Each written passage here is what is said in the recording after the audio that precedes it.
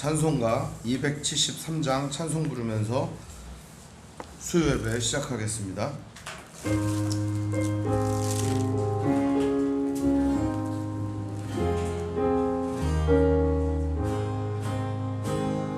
나 주를 멀리 떠났다 이제 옵니다.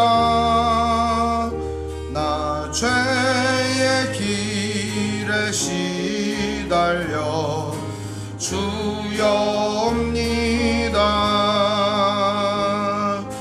나 이제 왔으니 내 집을 찾아 주여 나를 받으사 맞아주소서. 그 귀한 세월 보내고 이제 옵니다. 난 뉘우치는 눈물로 주여 옵니다. 나 이제 왔으니 내 집을 찾아 주여 나를 받으사 맞아주소서. 이 병든 마음을 고치려 이제 옵니다. 큰 힘과 소망 바라고 주여 옵니다. 나 이제 왔으니 내 집을 찾아 주여 나를 받으사 맞아주소서. 나 바랄 것이 무언가 우리 주 예수 날 위해 죽임 당하심 믿고 옵니다. 나 이제 왔으니 내 집을 찾아 주여 나를 받으사 맞아주소서. 나 이제 왔으니 나 이제 왔으니 내 집을 찾아 주여 나를 받으사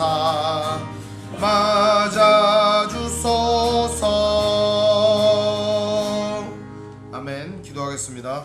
하나님 아버지 감사합니다. 오늘도 주의 은혜 가운데 하루를 살게 하시고 오늘 예배할 수 있도록 인도해 주시니 감사합니다. 함께 예배할 때 시대의 표적을 구분하며 주 예수 그리스도만 바라보며 나아가는 믿음의 형제자매들 될 수 있도록 인도해 주시옵소서. 예수님의 이름으로 기도합니다. 아멘. 오늘 말씀은 마태복음 12장 38절에서 45절입니다. 마태복음 12장 38절에서 45절입니다. 제가 가진 성경은 신약성경 19페이지입니다. 제가 읽겠습니다. 그때 서기관과 바리새인 중 몇 사람이 말하되 선생님이여 우리에게 표적 보여주시기를 원하나이다. 예수께서 대답하여 이르시되 악하고 음란한 세대가 표적을 구하나 선지자 요나의 표적밖에는 보일 표적이 없느니라. 요나가 밤낮 사흘 동안 큰 물고기 뱃속에 있었던 것 같이 인자도 밤낮 사흘 동안 땅속에 있으리라. 심판때에 니느웨 사람들이 일어나 이 세대 사람을 정죄하리니 이는 그들이 요나의 전도를 듣고 회개하였음이거니와 요나보다 더 큰 이가 여기 있으며 심판 때에 남방 여왕이 일어나 이 세대 사람을 정죄하리니 이는 그가 솔로몬의 지혜로운 말을 들으려고 땅끝에서 왔음이거니와 솔로몬보다 더 큰 이가 여기 있느니라. 더러운 귀신이 사람에게 나갔을 때에 물 없는 곳으로 다니며 쉬기를 구하되 쉴 곳을 얻지 못하고 이에 이르되 내가 나온 내 집으로 돌아가리라 하고 와보니 그 집이 비고 청소되고 수리되었거늘 이에 가서 저보다 더 악한 귀신 7을 데리고 들어가서 거하니 그 사람의 나중 형편이 전보다 더욱 심하게 되느니라. 이 악한 세대가 또한 이렇게 되리라. 아멘.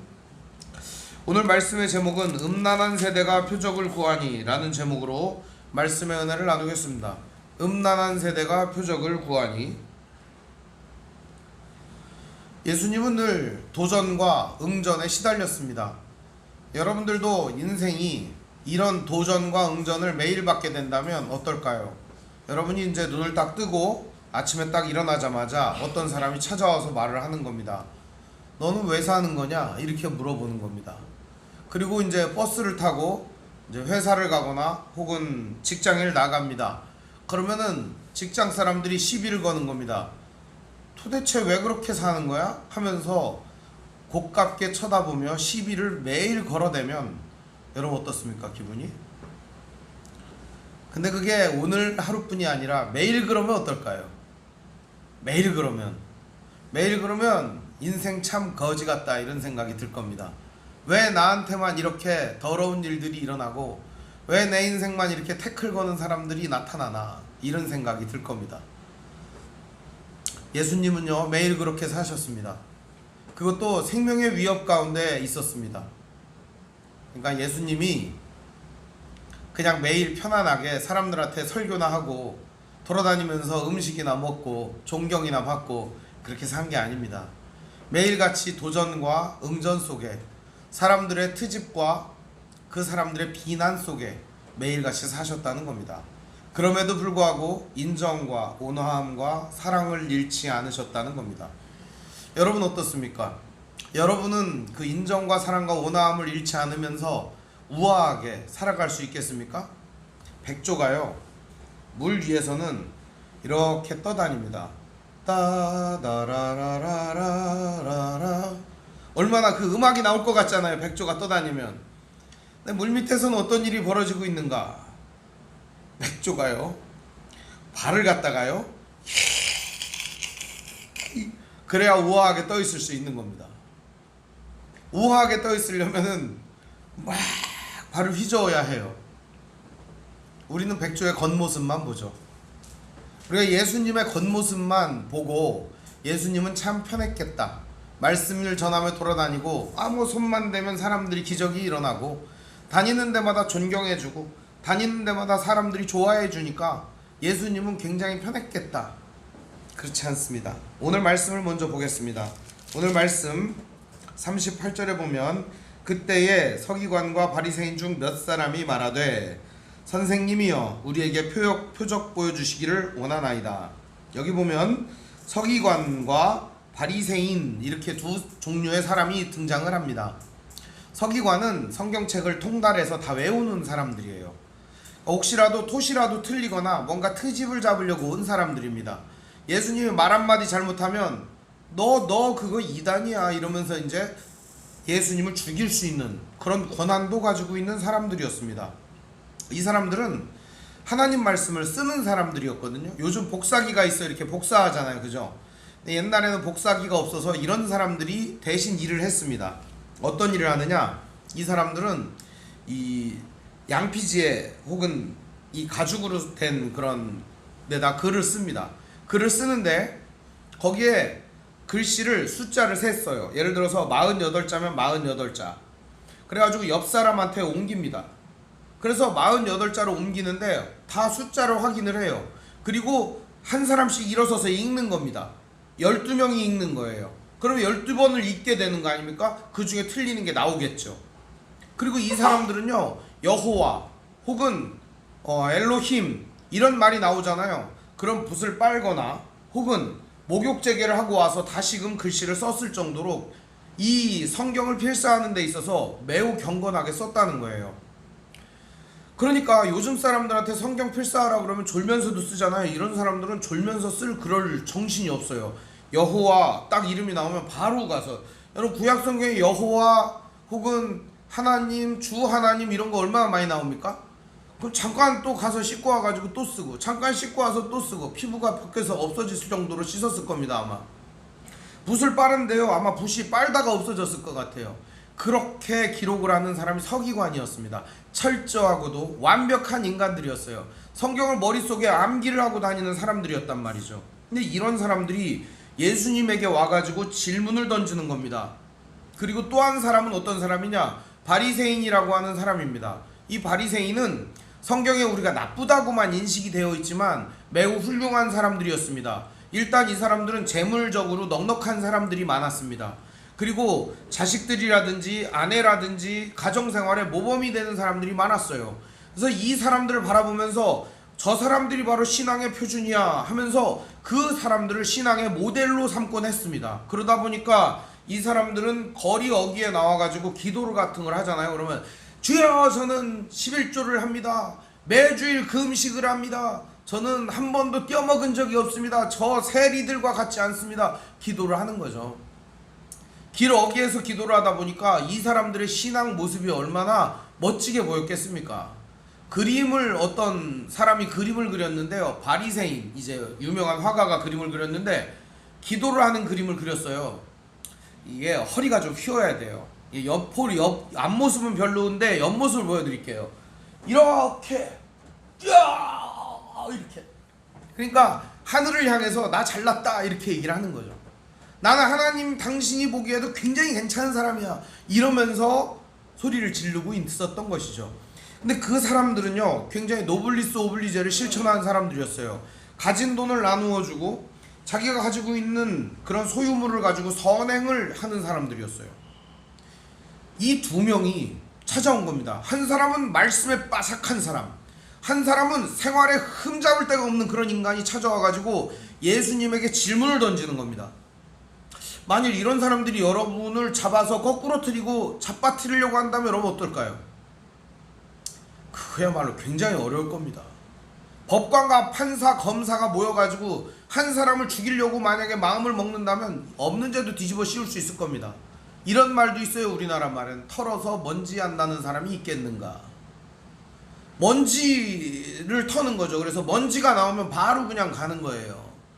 이 사람들은요, 예를 들어서 예수님 입에서 혹시 잘못된 단어 하나라도 튀어나오면 곧바로 돌을 던져서 투석형을 할 수 있는 그런 사람이었습니다.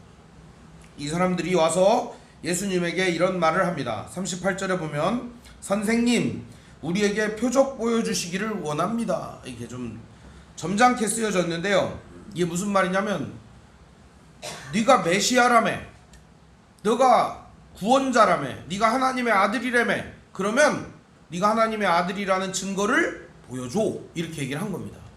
표적이라고 하는 말은 세메이온이라는 말인데 이 말 자체가 사인이라는 말이에요. 사인을 한다 그런 말이에요. 그러니까 사인을 해가지고 뭘 하냐, 사람들에게 내가 누구인가를 드러내는 거죠. 나는 어떤 사람이다, 나는 어떤 존재다, 그걸 드러내는 게 사인이잖아요. 그죠? 여러분들도 사인 하나씩 다 갖고 있잖아요. 그죠? 사인 싹 하잖아요. 그러면 내가 결제를 하거나 내가 무언가 책임을 질 일에 나의 사인을 하는 것처럼 내가 누군가를 드러내는 것, 그게 뭐냐? 사인입니다. 여기 말하는 이 표적, 이 말이 그 사인이라는 말이에요. 세메이온이라는 말이에요.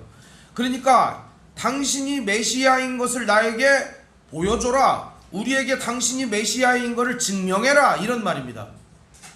그러면 여러분, 만약에 여러분에게 누군가가 당신이 하나님의 아들인 거를 증명해라, 당신이 신자인 거를 증명해라, 그럼 여러분 뭘로 증명할 수 있겠습니까?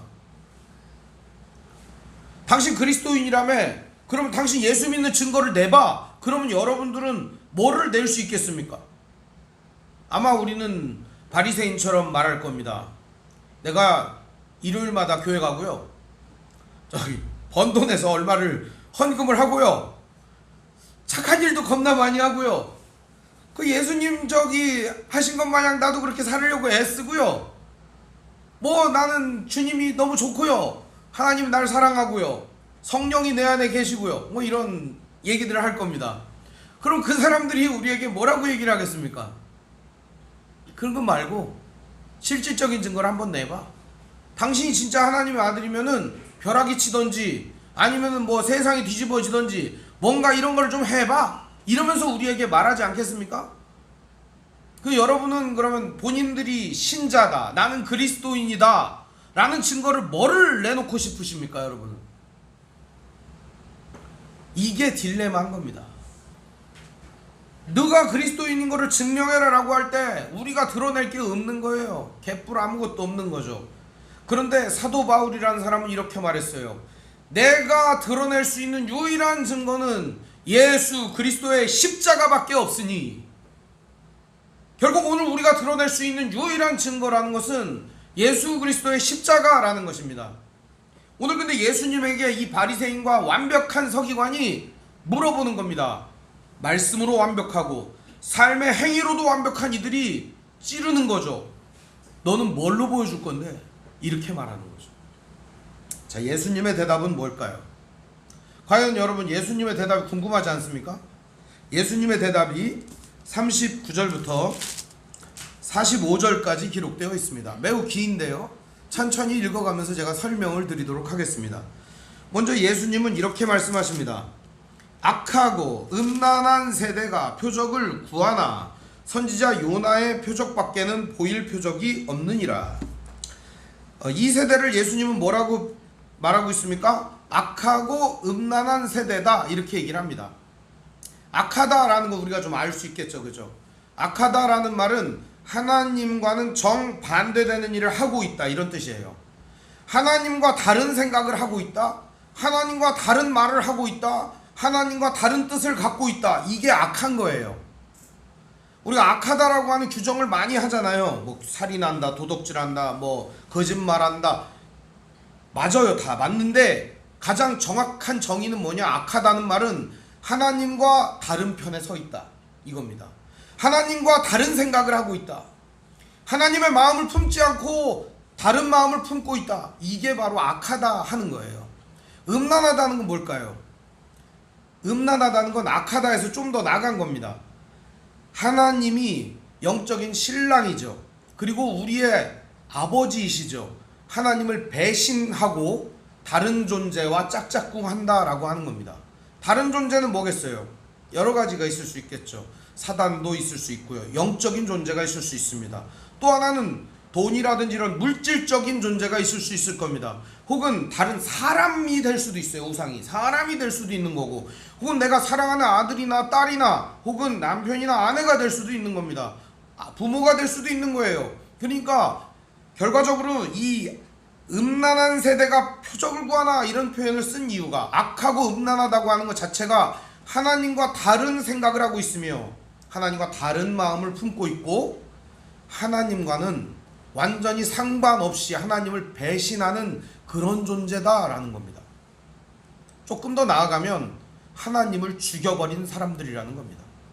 내 안에서 하나님을 죽여버리고 내 삶에서 하나님을 죽여 없애고 내가 하나님이 되고 내가 왕이 되고 내가 지존자가 되어서 내 마음대로 살아가는 존재가 바로 오늘 이 악하고 음란한 세대라고 표현하고 있는 겁니다. 이 악하고 음란한 세대에 내가 너희들에게 뭘 보여주면 너희들이 믿겠느냐? 너희들이 진짜 믿기나 하겠냐? 내가 보여준다고.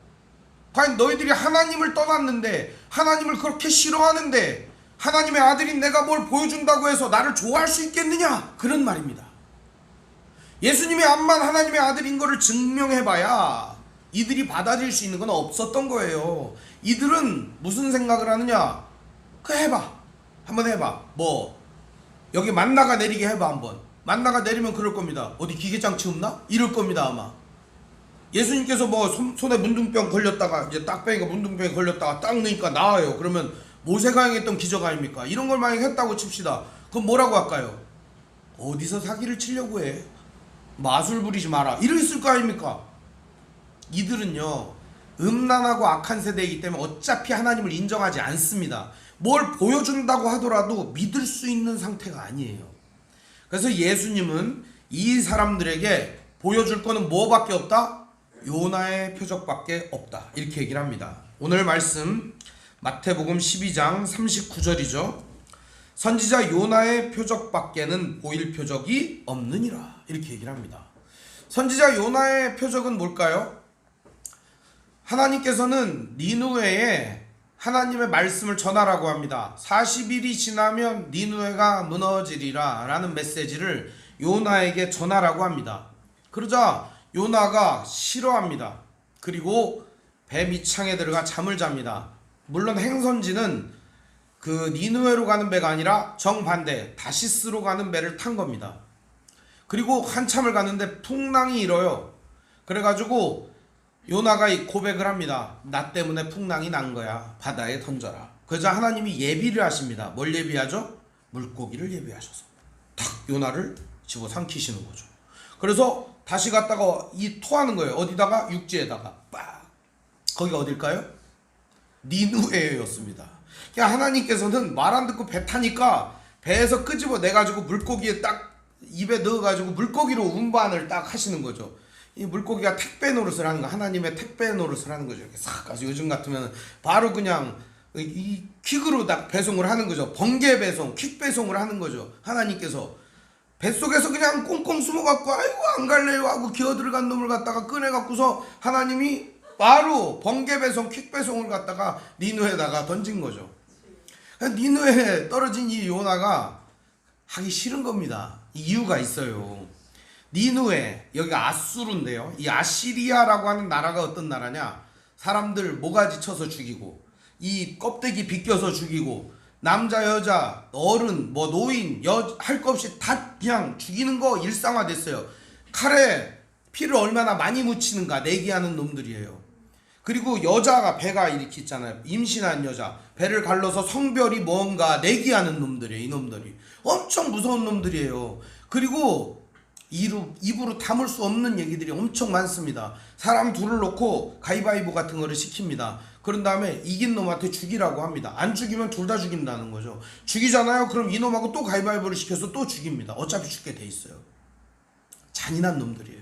이런 식의 행위를 하는, 그리고 이스라엘을 포로로 잡아가가지고 혼혈을 만들어버려요. 아예 피가 섞이게 만들어가지고 그런 아주 더럽고 잔악무도한 놈들이니까 요나는 어떤 마음이 듭니까? 안 가. 나는 저 원수 같은 놈한테 안 가. 이런 거죠. 제가 아는 어떤 목사님이 있어요. 그분은 민씨인데요. 자기 민비를 죽였다 그래가지고 일본 놈들은 다 구원받으면 안 된다. 이런 마음을 갖고 계신 목사님이 계세요. 물론 이제 나중에 그런 회개하고 다른 마음을 가지셨을 수 있을 것 같아요. 근데 그런 거죠. 일본에 대해서 적개심을 갖고 있는 그런 사람이 일본에 가서 복음을 전할 수 있겠어요? 없어요. 요나의 표적이라고 하는 건 뭐냐면 요나가 그렇게 싫지만 가가지고 어떻게 했어요? 전했어요. 40일이면 니느웨가 무너지리라 했을 때 사람들이 회개를 합니다. 근데 왕서부터 짐승까지 이 베옷을 입고 회개를 하기 시작을 합니다. 그래가지고 니느웨가 심판을 면했던 이야기를 전해주고 있습니다. 심판이라고 하는 것은 어쩌면 하나님께서 경고장을 주는 것과 같습니다. 그리고 요나를 보낸 이유가 뭘까요? 니느웨 성을 용서하시려고 보낸 거죠. 여기에 요나의 표적이라고 하는 이야기는 결국에 예수님께서 바로 그 원수 같은 놈들에게 와서 하나님의 사랑을 전한다라고 하는 얘기입니다. 이 얼마나 놀라운 표적이에요. 요나의 이야기는 결국 누구의 이야기라는 거예요? 예수 그리스도의 이야기를 축약해 놓은 것과 같다라는 거죠. 온 인류가 하나님을 배신하고 떠나고 음란하고 악한 짓을 하며 하나님의 생각과는 완전히 다른 그런 상태에 놓여 있었을 때 하나님께서는 예수 그리스도를 이 땅에 보내어 주시오. 여전히 너희를 사랑한다. 여전히 태초부터 지금까지 너희를 포기한 적이 없다.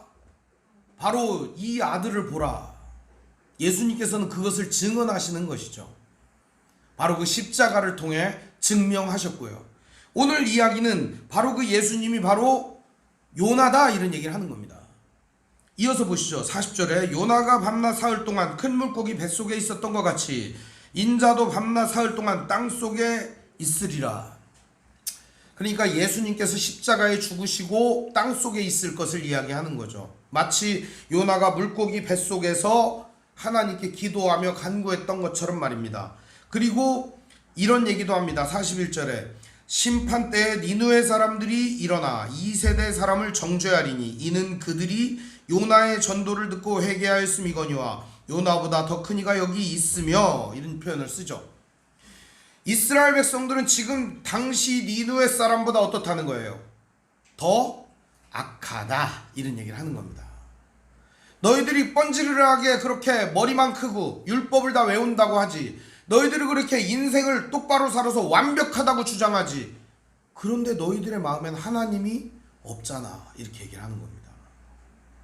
너희들이 진짜 하나님을 경외하고 존중하나? 그렇지 않다 이겁니다. 그것이 바로 너희들의 밧줄이고 너희들의 모가지에 걸려있는 포도청이 아니냐, 이런 얘기를 예수님께서 직접적으로 아주 그냥 꼬집는 겁니다. 너희들 그거 밥줄 하려고 하는 거 아니야? 너희들 밥그릇 아니야 그거? 예수님께서는 그들에게 노골적으로 이야기를 하는 겁니다. 신앙의 이름으로 다른 사람들을 정죄하고, 신앙의 이름으로 다른 사람들을 착취하고, 신앙의 이름으로 예수 그리스도의 이름을 팔아먹고 하나님의 이름을 팔아먹는 그 사람들에게 경고해 주시고 계시는 겁니다. 예수님의 이 경고는 오늘날에도 저는 유효하다고 믿습니다. 하나님의 이름을 빙자하여 자기를 높이는 자들, 하나님의 뜻을 빙자하여 세상의 성공과 유익을 얻으려고 하는 자들, 금전적으로 모든 것들을 취하려고 하는 자들, 하나님께서는 그들에게 반드시 경고의 메시지를 주시는데 바로 이 요나의 경고가 저는 이 경고라고 믿습니다. 니느웨 사람들이 일어나 정죄할 겁니다. 우리도 회개했는데 왜 너희들은 하나님께 회개하지 않느냐라고 말입니다. 또 한 사람이 등장을 합니다. 42절에 보면 심판 때 남방 여왕이 일어나 2세대 사람을 정죄하리니 이는 그가 솔로몬의 지혜로운 말을 들으려고 땅끝에서 왔음이거니와 솔로몬보다 더 큰 이가 여기 있느니라. 열왕기상 10장 1절에 보면은 시바의 여왕이 이렇게 찾아옵니다. 그 시바라고 하는 데가 어디냐면 발음이 좀 안 좋잖아요, 그죠? 예멘입니다. 예멘. 이 시바가 예멘이에요. 예멘이라고 할게요. 그냥 발음이 별로라. 어쨌든 이 예멘의 여왕이 왔어요. 찾아왔는데 솔로몬한테 뭐를 하려고 왔어요? 지혜를 들으려고 왔습니다. 지혜를 들으려고 왔다가 듣다 보니까 미치겠는 거예요. 이 남자가 하는 얘기가 너무너무 좋은 겁니다. 이 남자 통째로 다 씹어먹고 싶다, 다 갖고 싶다, 이런 생각이 드는 겁니다. 그래서 이 남방 여왕이 어떻게 했느냐, 자기가 갖고 온 재물을 다 주었습니다. 그뿐만이 아닙니다. 자기 나라 국고의 3분의 1을 주었어요. 대가는 뭐였을까요? 대가를 얻어가지고 갔대요. 그러니까 이거를 3분의 1이나 주고 빚을 다 갚았어요. 솔로몬이 그 돈을 받아갖고요, 성전 짓느라고 부도날 뻔한 나라의 빚을 다 갚아버렸어요. 뭐를 줬냐? 씨를 줬어요. 이제 임신을 시켜준 거죠, 이제. 그래서 가서 이제 애를 낳아가지고 이제 그들이 이제 또 에티오피아에 있는 사람들인데 솔로몬의 후예들이다, 이런 얘기를 하고 있습니다. 이게 역사적으로 고증이 된 얘기입니다. 그런데 이 씨를 갖고 가서 이 여자는 솔로몬을 낳은 거죠. 한마디로 얘기하면. 그 정도로다가 지혜를 구하러 이 여자가 왔다는 겁니다. 남방 여왕이. 근데 와가지고 지혜를 얻었어요, 이 남방 여왕이. 그런데 지금 너희들은 이 남방 여왕은 그 솔로몬 따위에게 지혜를 얻으려고 왔는데 하늘에서 온 하나님의 아들이신 예수 그리스도를 보면서도 어떻게 너희들은 지혜를 구할 생각조차도 안 하느냐, 이런 얘기를 하는 거죠. 남방 여왕한테는 그렇게, 남방 여왕이 와가지고 솔로몬한테는 그렇게 막 절하고 막 그놈의 지혜 좀 얻어보려고 온갖 것들을 갖다 주고 전 재산을 팔아 그것을 얻는데 하나님의 아들이신 그리스도가 왔음에도 불구하고 왜 너희들은 얻을 생각을 안 하는 거냐, 이런 얘기를 하는 거죠. 오늘 우리에게도 같은 얘기를 하나님이 하고 계시는 겁니다. 세상에 배울 것 많고 세상에 얻을 것 많고 세상에 유익이 겁나 많은데 이 엄청나게 많은 것들을 너희들이 다 얻고 좋아하면서 왜 하늘의 지혜, 하늘의 능력, 하나님의 진짜 아들이신 그리스도 예수를 얻으려고 하지 않느냐라는 거죠. 왜 너희들은 하나님의 뜻을 얻기에 게으르냐? 이런 얘기를 하는 거죠. 기술과 지식과 능력과 힘을 키우고 재력과 나의 가지고 있는 모든 능력을 극대화할 마음은 갖고 있으면서 왜 하나님의 마음을 가지려고 하지는 않는가? 이렇게 하나님께서 우리에게 질문하고 있는 겁니다. 이 얘기는 단순히 거기서 끝나지 않습니다. 예수님이 바로 솔로몬보다 더 크니다, 이렇게 말씀하고 계시는 겁니다. 그러면서 이제 예수님은 바알세불 논쟁에 마침표를 찍고 있습니다. 귀신의 힘을 빌어 귀신을 쫓아낸다라는 모함을 받았던 예수님이 이제 그런 사기극에 휘말리지 않는다. 그리고 이 사람들도 너희들의 그 가식적인 말에 속아 넘어가지 않는다라는 얘기를 단도직입적으로 하는 거죠. 43절부터 45절 우리 같이 읽어보겠습니다. 더러운 귀신이 사람에게서 나갔을 때 물 없는 곳으로 다니며 쉬기를 구하되 쉴 곳을 얻지 못하고 이에 이르되 내가 나온 내 집으로 돌아가리라 하고 와보니 그 집이 비고 청소되고 수리되었거늘 이에 가서 저보다 더 악한 귀신 7을 데리고 들어가서 거하니 그 사람이 나중 형편이 전보다 더욱 심하게 되느니라. 이 악한 세대가 또한 이렇게 되리라. 아멘. 더러운 귀신이 사람에게서 나갔을 때 물 없는 곳으로 나가고 쉬기를 구하지 못한다. 한마디로 얘기하면 귀신이 사람에게서 나가면은 또 삼킬 자를 찾는 거죠. 그런데 나온 집으로 돌아가리라 해서 가보니까 깨끗해진 거예요. 이 사람이. 귀신이 있으면 사람이 더러워지고 추해지고 온갖 종류의 하나님과 떠난 삶을 살 수밖에 없다는 거죠. 근데 이 귀신이 또 와보니까 깨끗해졌어요. 이제 저보다 더 악한 귀신을 데리고 들어가가지고 이 사람한테 거하니까 나중 형편이 더 심하게 되더라. 바로 악한 세대가 이렇게 된다. 마지막 문구에 주목을 하시기 바랍니다. 이 악한 세대가 이렇게 되리라. 무슨 뜻일까요? 예수님이 오셔서 귀신을 쫓아내주고 깨끗하게 하고 이 사람들을 정화시키고 하나님의 말씀을 전해주고 하나님 나라의 기적을 행하고, 하지만 어차피 이 사람들의 상태는 어떨 것이다? 똑같아질 것이다. 그걸 얘기를 하는 겁니다. 이 사람들의 상태는 전혀 나아지지 않을 것이다. 왜요? 바리새인과 서기관 너희들 때문에, 그리고 하나님을 떠난 너희들, 이 악한 세대 때문에, 하나님과 상관없이 살아가고 하나님의 마음을 품지 않는 너희들 때문에 그런 일이 일어난다. 오늘 하나님 우리에게도 같은 경고를 주고 계십니다. 귀신이 들어오니 나가니 이런 게 중요한 게 아닙니다. 악한 세대가 된다는 건 무슨 뜻입니까? 하나님과 상관없는 삶을 살게 된다는 거예요. 하나님의 뜻과는 정반대되는 그런 인생을 사는 거죠. 하나님의 마음을 품기를 거절해 버리는 겁니다. 이것이 얼마나 뼈아픈 현실을 만들어냈는지를 보시길 바랍니다. 하나님의 마음을 품지 않는 성도들 때문에 사람들이 상처를 입습니다. 하나님의 마음을 품지 않는 목회자 때문에 교회가 무너집니다. 하나님의 마음을 품지 않는 믿음의 사람들 때문에 세상이 점점 더 악해지는 것입니다. 오늘날 교회가 각성하고 다시금 일어나야 될 때라고 저는 믿습니다.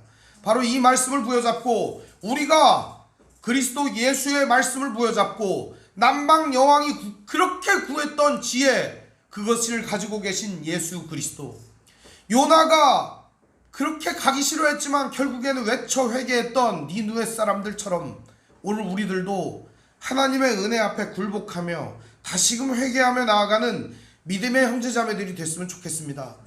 예수님은 오늘 이 악한 세대가 또한 이렇게 되리라 말했습니다. 그러나 이것을 치유할 수 있는 유일한 분이 누구실까요? 바로 그분도 예수 그리스도이십니다. 이 악한 세대 가운데 예수님은 성령을 보내어 주시어 각 사람 마음에 이 악한 모든 것들을 몰아내고 하나님과 같은 마음을 품게 해주십니다. 하나님의 뜻을 깨우쳐 주십니다. 그리스도 예수께서 하신 말씀을 생각나게 해주십니다. 성령께서 하시는 일이 바로 그런 일 아닙니까? 우리 지난 시간에 성령께서 하시는 일들을 살펴보았습니다. 성령께서 우리를 통하여 그 일들을 이루어 가실 것입니다. 우리의 보잘것없는 인생이지만, 매일 넘어지고 다시 일어서고 넘어지고 다시 일어나는 인생이지만, 하나님은 우리들을 세우셔서 하나님 나라의 영광에 이르는 그날까지 그리스도 예수를 닮아 그리스도 예수의 장성한 분량이 충만한 데에 이르도록 우리들을 다듬어가고 만들어가고 결국에는 완성시키실 것입니다. 이것을 믿으며 오늘도 좌절하더라도 실패하더라도 넘어지더라도 다시 일어나 그리스도 예수를 따르는 믿음의 형제자매들 되시기를 주님의 이름으로 축원드립니다. 기도하겠습니다. 사랑과 은혜가 풍성하신 아버지 하나님, 은혜와 사랑을 감사를 드립니다. 오늘 우리에게 주어진 하나님의 말씀을 기억하며 오늘도 주님의 뜻 가운데 순종하며 나아가는 믿음의 형제자매들 되게 하여 주시옵소서. 세상이 아무리 변한다 할지라도 우리들은 우리 안에 계신 성령의 음성을 의지하며 하나님의 말씀을 기억하며 그리스도 예수를 따라 날마다 한 걸음씩 걸어가는 우리 모두가 될 수 있도록 인도하여 주옵소서. 우리 주 예수님 이름으로 기도합니다. 아멘. 교회 소식을 알려드리겠습니다. 오늘 함께 예배하신 모든 분들 주님의 이름으로 환영합니다. 우리 옆사람과 서로 인사하겠습니다. 사랑합니다. 사랑합니다. 예, 이게 가식적으로 하지 말고 이제 좀 다시 한번 해봅시다. 사랑합니다. 예, 사랑합니다. 네, 사랑합니다, 여러분. 하나님의 말씀인 성경을 가까이 두고 매일 읽으시고 기도로 하나님과 교제하시고 말씀대로 사랑하며 사시기를 바랍니다. 목회자의 경건을 위해 기도해 주시기 바랍니다. 정치 지도자들과 남북관계를 위해서 기도하시기 바랍니다. 가난한 자들과 소외된 자들을 도우며 기도하시기를 바랍니다. 선교사님과 가족을 위해 기도하시기를 바랍니다. 아픔과 고통 중에 있는 성도를 위해 기도하시기를 바랍니다. 묵상과 전도를 생활화하시기를 바랍니다.